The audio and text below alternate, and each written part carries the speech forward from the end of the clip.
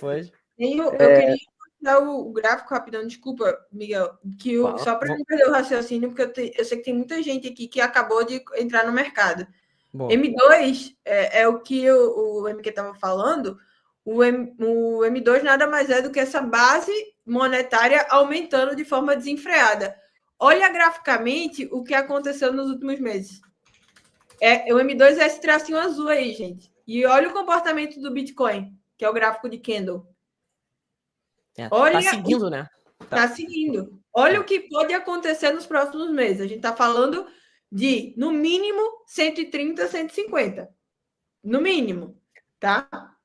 Então, não estou fazendo aqui a cartomante, mas normalmente tende a acompanhar, tá? Sim. Então, vamos deixar aqui, né, para as profecias elas se materializarem nos próximos meses. Então, o que o MQ falou foi basicamente isso. Quanto mais dinheiro no bolso a gente tem, mais a gente vai querer comprar Bitcoin, tá bom? É só essa observação que eu gostaria de trazer. Assim, eu queria fazer uma pergunta seguinte. Eu gosto bastante do modelo Stock to Flow, tá ligado?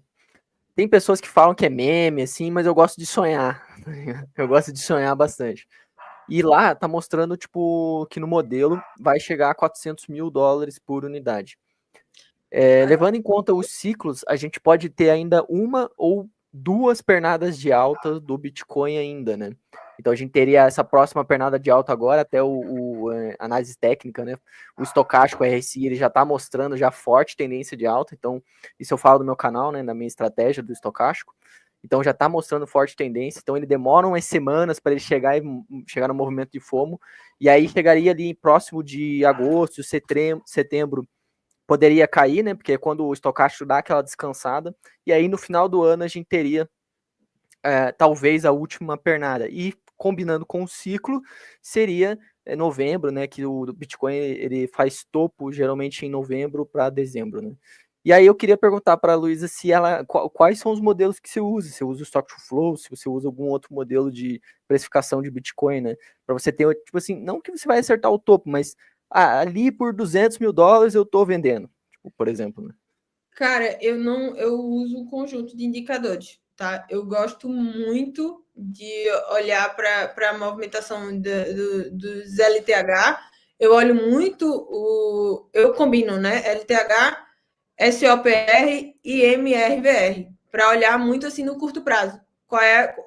Onde é que porque eu não olho muito esses modelos que eles se baseiam em ciclo. Eu olho muito mais onde as baleias, né, que são os detentores ali acima de 10 mil bitcoins, eles estão se movimentando. Isso deu muito mais certo para mim, para eu acertar um momento de eu estar mais pesado ou não no Bitcoin, em relação às altcoins. Isso me deu muito mais feeling do que esses modelos de mercado que já vem ali, meio que você não sabe o que é que ele coloca para criar esse indicador dentro do modelo. É muito obscuro para mim.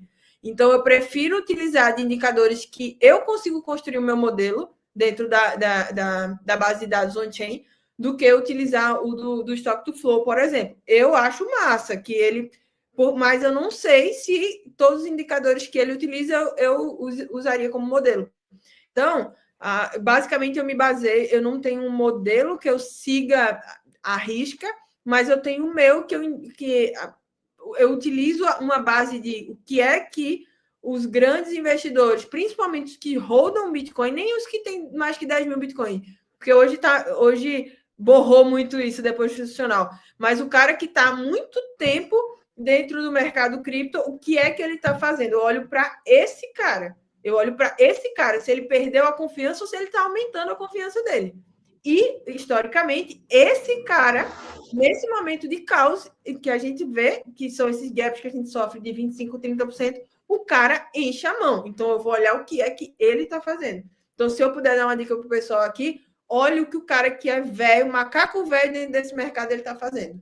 Que é o melhor momento de você comprar e tá mais posicionado com a mão mais pesada no Bitcoin e a mão menos pesada no Bitcoin ali em relação a altcoins. Mas sempre tem a maior parcela da sua carteira em Bitcoin, pelo amor de Deus, né? Não seja idiota. E a gente viu bem esse ciclo, né? O que aconteceu? Tipo, as altcoins derreteram, o Bitcoin segurou bastante. Eu acho até por conta dos ETFs, né? Então, assim, dinheiro mais inteligente entrando no mercado, talvez tenha puxado mais o lado aí pro Bitcoin, né? Diminuído bastante a vol também. Nas últimas 2 semanas, a volatilidade do Bitcoin está menor que a do S&P 500, só para vocês terem noção. Então, é daí para melhor, gente. Sim. Boa. Ô, Miguel, tu ia falar alguma coisa? Não, é que eu ia falar que tem um indicador on-chain que mostra justamente isso, porque a maioria das pessoas não consegue segurar Bitcoin ou segurar qualquer outra moeda ou qualquer outra coisa por mais de 3 meses. E tem um indicador on-chain que mostra, tipo... Opa, acho que caiu a câmera aqui. Mas tem um indicador on-chain que mostra carteiras de 6 meses a 1 ano, o que elas estão fazendo. E geralmente essas carteiras, elas acertam, tipo, a região de fundo ali, tá ligado? Que quando essas carteiras estão aumentando a posição, eles acertam ali, geralmente, a região de fundo, né? São os long-term holders e os short-term holders, né? Os Mais de 1 ano, LTHs. né? As pessoas com mais de 1 ano de carteira, né? Aquelas carteiras que... Eu tenho uma pergunta aqui, Luísa. Eu botei lá no Instagram, né, para o pessoal fazer uma pergunta para ti.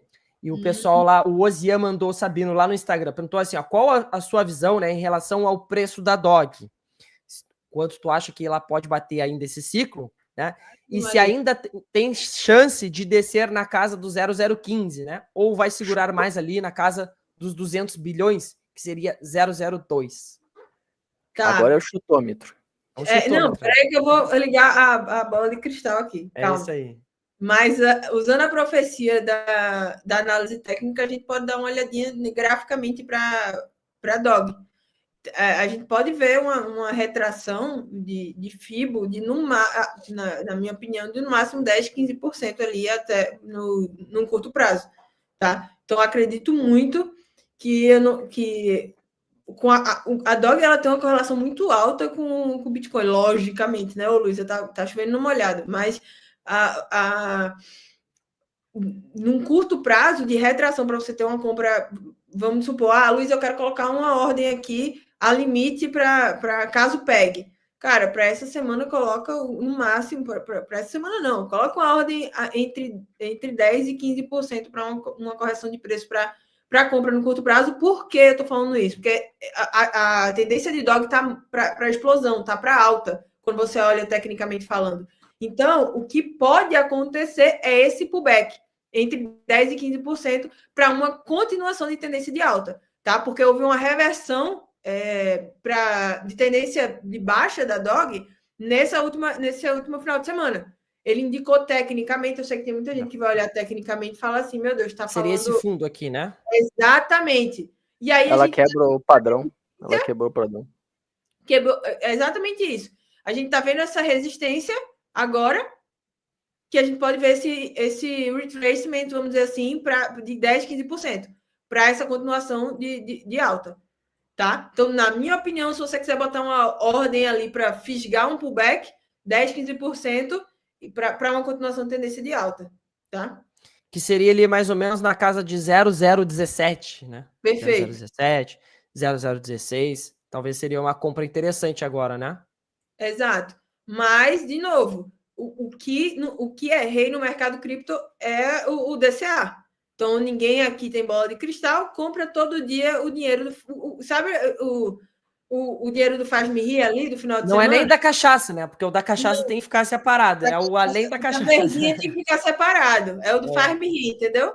Sabe o da Bet? Sabe o da Bet? Pega o da Bet e vai lá. Legal. E quanto tu acha, né, que a DOG pode bater ainda esse Eu acho ciclo? Que bate ao time high. Bate fácil. O time high a gente sabe. Mas qual talvez seja aí o preço aí que tu indicaria? Será que a gente chega em $1? É que a galera faz especificações loucas na DOG. Não, louco. Porque é o seguinte, se a gente pegar 1% do market cap do Ethereum, por exemplo, e projetar na Shiba, por exemplo, ela tem muito mais que 1% O doutor acha que a gente vai chegar em 50 bi aí, ó. Seria 50 centavos de dólar. E aí, se a gente fizesse essa projeção na DOG, porque o Bitcoin tem quase 2 trilhões de market cap, né? Eu acho que ele tem mais, ou passou, sei lá. Mas ele tá com 2 trilhões de market cap. Se a gente fizesse essa projeção na DOG, daria ali uns 50 bis, 60 bis. Né? Seria absurdo, assim. Então por isso que a galera faz umas projeção muito louca na Dog, né? Por causa a dessas gente- correlações, né? A gente brinca aqui, né, que a Dog pode chegar a um dado. É. É tudo meme, mas não dá pra duvidar também, né? Não dá pra duvidar, mas Então, a gente então por isso a gente vive... quer saber, assim, na No meu, sua projeção de alta. meu sonho é 100 bi, boy. Não tem nem o que falar, assim. Legal. E o que tu acha que pode alcançar ainda nesse ciclo aí? Fora o topo histórico aí que a gente acha que vai bater em uma semana. Rapaz, eu não, Não tem se nem eu falar, ideia. não tenho, porque É difícil, é difícil. É A difícil, galera é quer difícil. A gente sabe, a uma gente sabe. resposta. É. vocês, de verdade, se vocês param para pensar, eu tenho um teto para o Bitcoin. Luísa, do fundo do meu coração, eu não tenho um teto para o Bitcoin. Como é que eu vou ter para Dog? É. Não tem teto. O MQ pode falar melhor que eu sobre isso. Não tem teto. Então, vou ficar Luísa, falando. 178 trilhões de dólares no mundo. 178. Quando vocês sabem a diferença de milhão para bilhão, então de M para B, já é um negócio absurdo. A gente estava na live esses dias, 1 milhão de segundos, não sei quanto tempo dá, 1 bilhão de segundos dá tipo, tô chutando assim, tá? 1 milhão de segundos, sei lá, um ano, vou chutar assim. Aí 1 bilhão é tipo 50 anos, por exemplo, sabe? Então é uma diferença absurda de uma coisa para outra. E é muito pior do que o que eu falei, tá? Tipo, 1 milhão de segundos é tipo 15 dias, o outro é 32 anos, um negócio assim. Então, eu acho, tá? Eu acho. O Miguel falou de indicador. Cara, o melhor indicador de todos é o rei, né? Então, a gente que está em altcoins e tudo mais, ou em meme coins, sei lá o quê, cara, o rei tá indo forte, né? Tá indo forte. Cara, elas têm a tendência, por serem mais leves, market cap mais baixo e tudo, de irem um pouco mais, né? E a mesma coisa quando o rei tá caindo. O rei tá, cara, despenca, né? Então, indicadores que eu gosto demais de usar. Depois, se o JP quiser colocar a tela aqui, eu gosto muito do Liquidation Heatmap, que a gente sabe que as corretoras são as entidades que mais têm supply, e a gente sabe o que é um supply sendo vendido com constância, né? Então, às vezes, eles colocam... Deixa eu... Jota, coloca aqui para mim, ó. Bota aí o MK. Ó, só para mostrar aqui para a rapaziada. Ó, falaram que tá com a voz do Cariani, ó. Vai, fudeu, né? Pô, se for... É o bíceps do Cariani. Ó, se liga, ó. Aí, ó. Por exemplo, lá no meu canal eu falei o seguinte, a tendência, não quero acertar, não quero errar, nem tô aqui para isso, mas a tendência é que a gente ia subir, por quê? Cara, as liquidações aqui para cima, então você via aqui, ó, 3 bilhões, 14 bilhões, cara, tava muito mais agradável do mercado levar para cima, né, de ter esse incentivo de parar com esses muros de venda, para ele subir um pouquinho. Então, esse mapa de liquidação mostra muito como o preço se movimenta. Então, eles ficam em ranges laterais durante muito tempo, o mercado vai querendo ganhar força, então quem está shortando bota mais uma fezinha, quem está alongando também, ele trabalha e depois ele sai liquidando, né, que o pessoal gosta de chamar bilateral. Então, um bom indicador para a gente saber, por exemplo, aqui para baixo, ó, se você for clicar aqui, ó, 2 bilhões para baixo, só que aqui para cima tem 10 bilhões. Então, e já está assim faz tempo. E o mercado está subindo forte. E você pode perceber que o mercado sobe forte justamente para arregaçar, não dá nem tempo de você piscar. Entendeu? Então, como a Luísa falou, o DCA sempre vai ser rei, justamente porque você não vai ficar de fora. Né? Essas pessoas que ficam, eu coloco tudo na baixa, deu a alta, eu saio. Uma hora que esse cara perde o bonde, que o mercado às vezes fica um mês torando, cara, a pessoa sempre vai querer entrar no FOMO depois. Né? Então, um indicador que eu sempre trago para a rapaziada, o Liquidation Heatmap, e eu gosto demais, cara, demais, de análise gráfica simples. Então, uma Fibonacci de várias cores, né, um rainbowzão assim, e ver volume e o jeito que o candle está se formando. Né? Então, vamos supor que o Bitcoin está em alta. Se você vê que o volume foi alto, porque o candle ele tem esse pavio aqui, ó, o que significa isso para mim quando eu olho já na hora? Pelo fato de gostar de prover liquidez. Eu já sei que vai vir uma força muito grande de compra aqui. Né? Então, o mercado tentou cair muito forte e aqui o volume mostra que teve uma rejeição muito grande aqui e que, teoricamente, viria uma alta. Porém, a gente está falando de altcoins, né? Então, no Bitcoin, a gente consegue ver um pouco melhor isso que eu falei para vocês, como ele deixa a galera de fora, né? Eu sempre falo isso lá no canal, né? Então, aqui, o pessoal brinca muito do Augusto dos 12K. Por quê? Porque, graficamente falando, ele não estava conseguindo romper, né? Ele caiu muito forte e ele não estava conseguindo romper aqui, ó, que era uma resistência muito, muito forte aqui, ó. E aí, quando ele não rompeu e caiu mais um pouquinho, o pessoal falou dos 12K aqui. E olha o que o mercado faz, ó. Ele arregaça. Aí ele lateraliza, ameaça a queda e arregaça. E ele ficou fazendo isso o tempo todo. Aqui, ó, ele arregaça, arregaça, arregaça. Aqui, ó, ele ficou 1 ano lateralizando. Então, mano, moral da história aqui que eu gosto muito, meu clã, muito.